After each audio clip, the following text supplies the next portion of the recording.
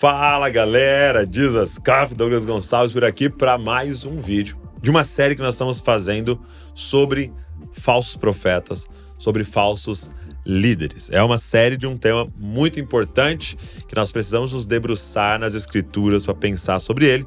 E me acompanhando aqui nessa série, Fábio Coelho. É nóis. Seja bem-vindo mais uma vez ao canal e nós estamos aproveitando para fazer essa série com o lançamento do livro Falsos Profetas, que o Fábio escreveu, e nós estamos aí propagando essa mensagem de prevenção, que vai ser muito importante. E hoje nós vamos conversar sobre um assunto: qual a principal, a maior característica de um falso profeta, de um falso líder. Então eu tenho certeza que esse vídeo vai te abençoar muito. Vambora!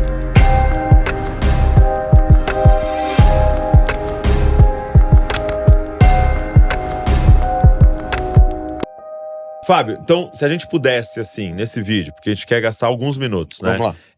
Destacar uma característica. Eu sei que tem várias, Sim. né? A gente fez um primeiro vídeo sobre o que é um falso profeta, mas se a gente pudesse destacar uma, qual é a maior Sim. característica? Vamos lá. Para isso eu vou usar uma passagem de 2 Pedro, no capítulo 2, que é quase que uma mensagem paralela ao livro de Judas que a gente leu No primeiro vídeo. Então, Pedro está ensinando sobre isso, e no versículo 1, 2 Pedro 2, versículo 1 diz assim: no passado surgiram falsos profetas no meio do povo. Então ele está falando sobre Israel. Então, no passado surgiram falsos profetas no meio do povo de Deus. Tá. Como também surgirão entre vocês falsos mestres. Olha só. Então, caraca, ele está falando agora da igreja. Estes introduzirão secretamente heresias destruidoras, chegando a negar o soberano que os resgatou, parecido com Judas, né? Negar a Jesus, trazendo sobre si mesmo repentina destruição. Esse é o versículo 1. Agora olha o versículo 3. Em sua cobiça, essa palavra é forte. Em sua cobiça, tais mestres os explorarão com histórias que inventaram. Há muito tempo a sua condenação paira sobre eles e a sua destruição não tarda. Então, vamos guardar essa palavra cobiça. Aí no versículo 15, ele diz o seguinte: todos esses versículos ele está falando sobre falsos profetas e falsos mestres dentro do povo de Deus. No versículo 15 ele diz: eles, ou seja, os falsos profetas, abandonaram o caminho reto e se desviaram. Aqui um parêntese. Na maioria das vezes, falsos profetas, falsos líderes começaram num bom caminho. Eles começaram servindo o Senhor, eles começaram. Mas em algum momento... Não é aquele cara maquiavélico que estava em casa. Tem assim, também. Tem, lógico. Mas em sua maioria não é aquele cara que está em casa pensando, montar um plano aqui para destruir todos. A maioria são pessoas que se desviaram da verdade. Abandonaram o caminho reto.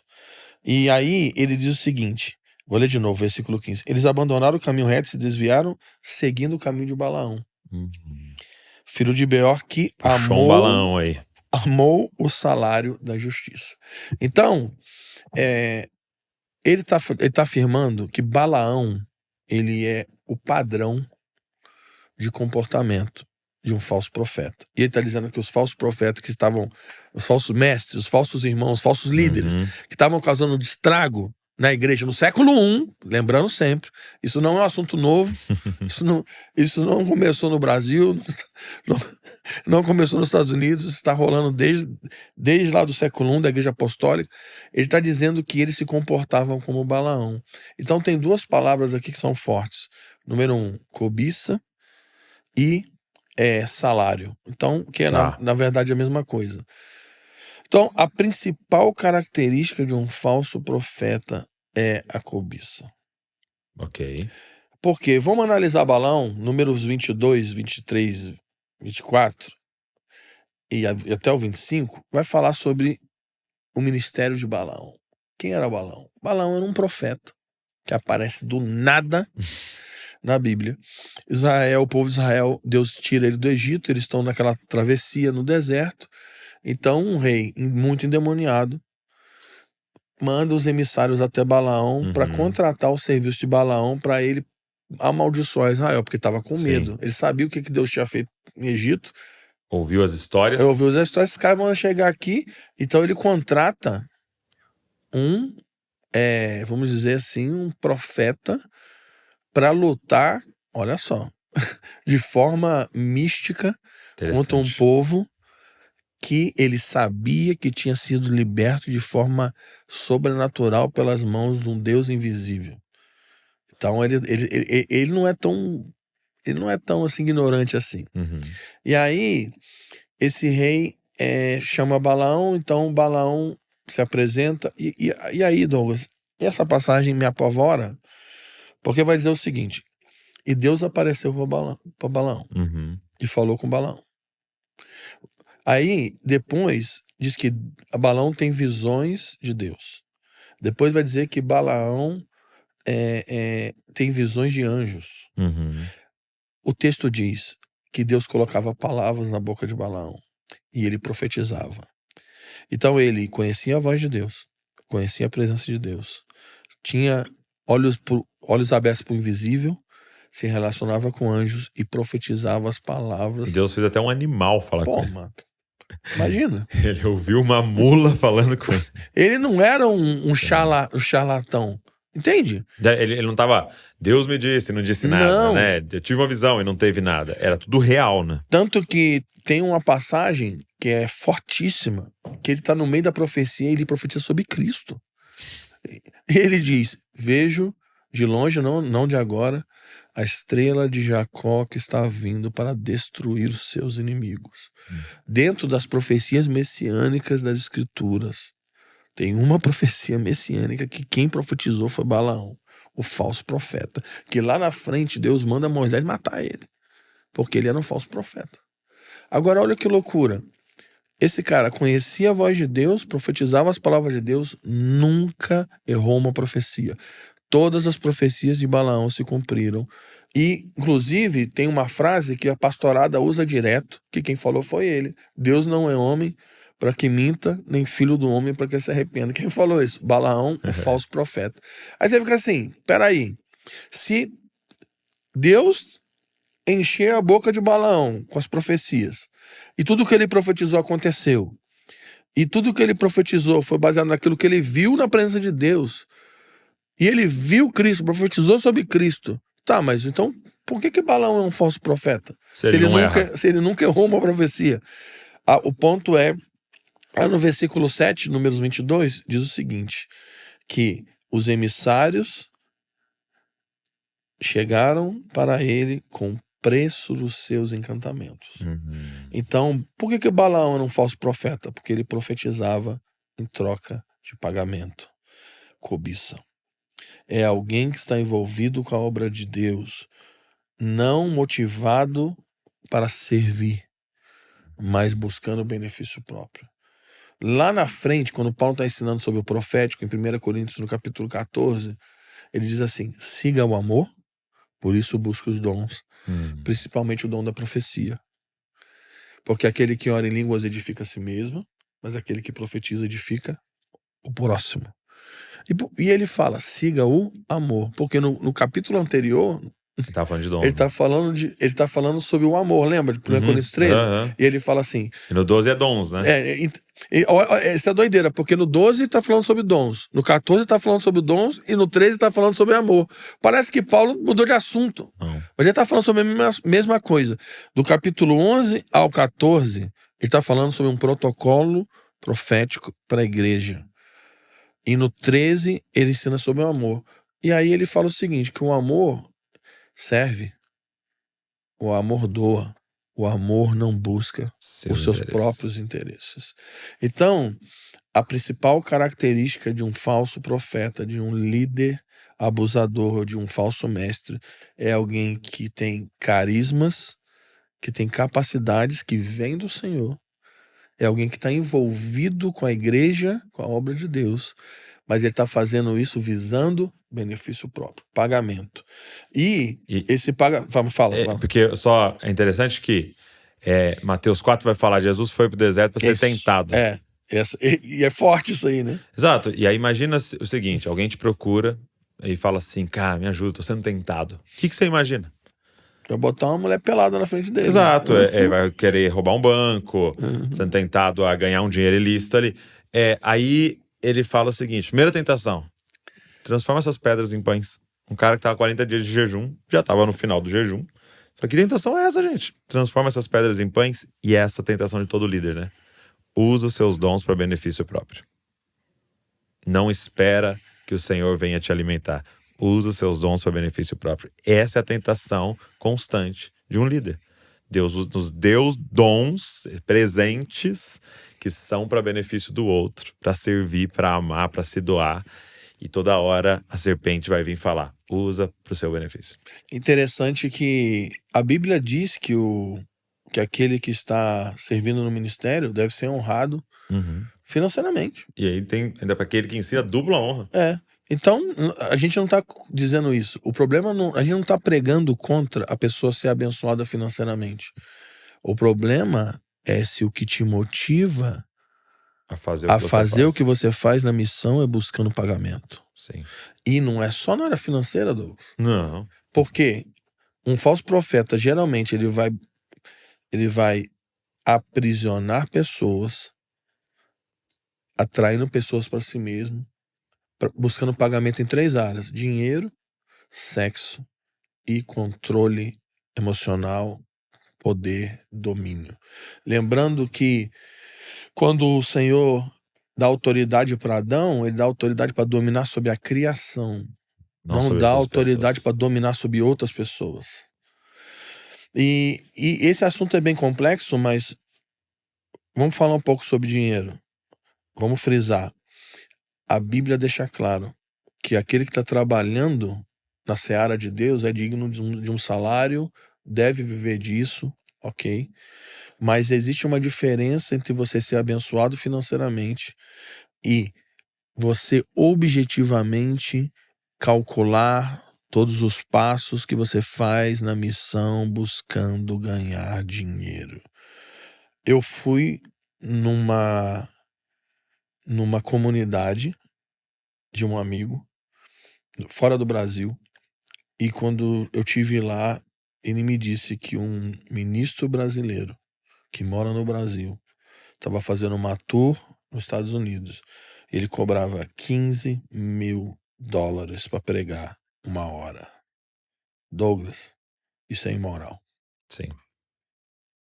Um cara que mora no Brasil tá cobrando $15 mil para pregar 1 hora. Isso é imoral.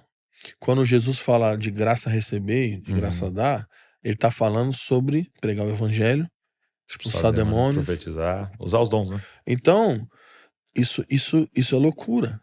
Mas não é só isso. Você imagina se você tem um ministério itinerante e você começa a escolher os lugares que você ministra, pensando aonde você vai ganhar mais. Imagina se você é pastor de uma igreja local e você começa a dar mais atenção para as ovelhas que dão os maiores dízimos.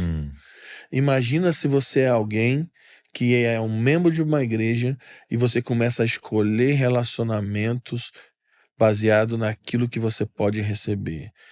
Isso são marcas de um coração que está inclinado a se tornar um falso profeta.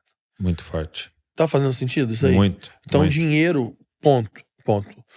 E o segundo ponto, sexo. E aqui eu quero falar algo muito sério. Eu não tô falando sobre adultério. Eu não tô dizendo que todo líder que caiu em adultério ou caiu em pornografia, ele é um falso profeta. Porque existe uma diferença absurda entre alguém cair num pecado sexual, que já é algo grave. Se um líder cai num pecado sexual, ele precisa se retirar do ministério, ele precisa cuidar da sua família. De novo, nós falamos no outro vídeo, né?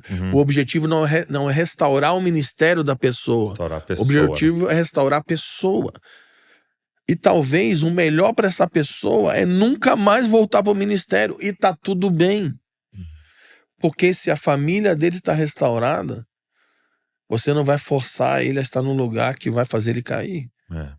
Então tem uma diferença brutal entre alguém que caiu em adultério e alguém que usa o ministério, usa de uma posição de liderança para manipular pessoas sexualmente. Essa pessoa é um predador sexual. Ela pode profetizar algo para enlaçar a pessoa, né? Para trazer a pessoa. Ela pode dar uma palavra, ela pode colocar numa posição na igreja para que ganha o prestígio, o coração da pessoa. Ela pode ameaçar com maldições espirituais. Então, um exemplo que é muito comum no Brasil, eu já vi isso no Brasil, já vi isso fora do Brasil, com pessoas muito conhecidas. Pessoas se moverem nos dons, dizendo assim, você tem uma pessoa sob a sua liderança, uma mulher, e aí você diz, ó, Deus falou comigo que a minha mulher vai morrer, minha esposa, e Deus já falou comigo que você vai ser minha próxima esposa. Meu Deus. Isso é muito comum. Aí o que começa a acontecer? Envolvimento emocional, envolvimento sexual. E a pessoa está aprisionada por causa de uma profecia. Por aquilo que Deus me falou. Então, gente, isso é um abusador espiritual, um predador sexual. Isso não é Disfarçado de alguém, ovelha. isso não é alguém que caiu no pecado de adultério. É alguém que objetivamente está manipulando pessoas para benefício sexual. E geralmente essa pessoa não faz isso uma vez. Então, sexo. E o mais comum, e talvez o mais fácil de identificar, é pessoas que usam plataforma buscando pagamento na área de controle emocional. Poder. Então, o que acontece? Imagina que uma pessoa chegou, você estava na lama, no pecado, e aí o cara foi lá, pregou o evangelho para você, te tirou da lama, te lavou, trouxe você para casa, te deu novas roupas, te serviu, cuidou de você, te deu alimento, te apresentou a tua esposa, fez o seu casamento. Apresentou seu filho. E aí teu filho nasceu, você foi lá na apresentação, orou, e aí ele vira para você e fala assim, você estava na lama e quando você estava no pior momento da sua vida, eu te ajudei. Agora você me deve. Eu sou seu pai espiritual, eu sou sua cobertura espiritual, eu sou seu dono. Se eu falar, você e tem que fazer. Tudo que eu falar daqui pra frente você tem que obedecer. Se eu mandar você pular, você tem que perguntar a altura. Você só troca de carro se eu abençoar. Você só casa com quem eu deixar. Os seus filhos só se casam com quem eu aprovar. Você só tira férias se eu aprovar. E se um dia você me desobedecer e quebrar aliança comigo, É deslealdade. e for E uma desleal, maldição vai cair sobre você. você vai ser amaldiçoado. E os seus filhos vão ter câncer. Gente, eu já vi líderes maduros, experientes, entrarem em profundas feridas emocionais porque eles foram amaldiçoados por líderes. Então, isso é muito sério. Então, tem uma frase que eu uso no meu livro Não Apagueis o Espírito e eu repito aqui nesse livro. Gratidão não tem nada a ver com escravidão. Você pode ser grato por alguém, mas você não é escravo desse alguém. Você é escravo da obediência de Cristo. Tem uma coisa que o Harold sempre nos ensina, que é lealdade e integridade. Então tem duas coisas que precisam andar juntos, lealdade e integridade. Então eu caminho com o Douglas, e o Douglas é o pastor sênior da igreja no qual eu faço parte. E eu sou leal. Então nós temos uma aliança, beleza? Mas se um dia o Deus falar comigo para ir para um lugar e o Douglas discordar, E não teve discernimento? então eu vou ser íntegro de obedecer à voz dele, mesmo sendo leal na aliança. Eu não vou desrespeitar o Douglas, eu não vou trair o Douglas, eu não vou falar mal do Douglas, eu vou falar a verdade, vou sentar, olhar no olho dele e ser leal e ser íntegro. Sim. E a gente precisa de maturidade para isso. Sim. Você lembra, Douglas, da parábola dos dois filhos? Quando o pai, né, o filho, ele fala, me dá a herança. Aí o pai fala, você quer ir? Pai. Isso é um pai. Isso é um pai. Você quer ir? Vai. O pai amaldiçoou ele? Não. Mas o filho estava errado? Sim. Então, você imagina, eu acho que o pai sabia que o filho estava errado. Meu Deus. Mas o que o pai fez? Amaldiçoou? Não. Por que ele não amaldiçoou? Porque quando você amaldiçoa, você fecha o caminho para o retorno. Então, assim, um falso líder é um manipulador. É alguém que está envolvido na obra de Deus como Balaão. É alguém que às vezes acerta todas as profecias, é um excelente pregador, é um excelente mentor, profundo conhecedor das Escrituras, mas que usa desses carismas e do seu conhecimento acerca de Deus para atrair pessoas para si, por meio de grana, manipulação e sexo. E é contra isso que nós precisamos lutar. E o livro Falsos Profetas, que o Fábio escreveu, é uma resposta a isso, né? Então aqui você vai ter de forma muito detalhada vários capítulos falando sobre tudo isso, e mais do que uma denúncia, é também uma prevenção, né? Uma prevenção em alguns níveis, né? Para que não aconteça com você, primeiro, que você não se torne um falso profeta. Segundo, para que você não se coloque debaixo de uma falsa liderança.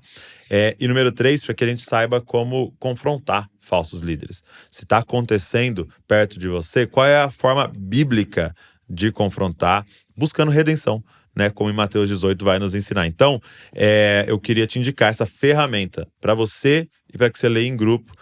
E eu tenho certeza que vai te abençoar muito. A gente precisa dar uma resposta a isso, Sim, né? sim. Muita gente está acusando, a maioria está observando, mas pouca gente está propondo solução. Sim. E esse livro, o objetivo dele é ser preventivo e não confrontativo apenas. Sim, Então, muito essa bom. é a nossa proposta. Então, eu queria que você pedisse, ele está fazendo com frete fixo para o Brasil inteiro. Aproveitando esse período do lançamento, esses vídeos, nós vamos fazendo com frete fixo, ou seja, o frete bem barato aqui de São Paulo, que a gente está em São Paulo, a gente vai fixar. Então, se você está no extremo norte, no extremo sul, em outro estado, no interior, vai ser o mesmo frete para que você possa ter acesso aí, beleza? Então, vou deixar o link na descrição. Pede o seu, pede para sua galera, estudem. Coloque isso em prática, que vai ser bênção para o corpo de Cristo. Falsos profetas, como identificar falsos líderes na igreja. Obrigado, meu amigo, mais uma vez. E eu queria chamar todo mundo para os próximos vídeos. Nós vamos fazer mais alguns ainda dessa série, para que a gente possa aprender mais e mais sobre esse assunto tão importante. Deus abençoe você e não se esqueça, você é uma cópia de Jesus. Valeu.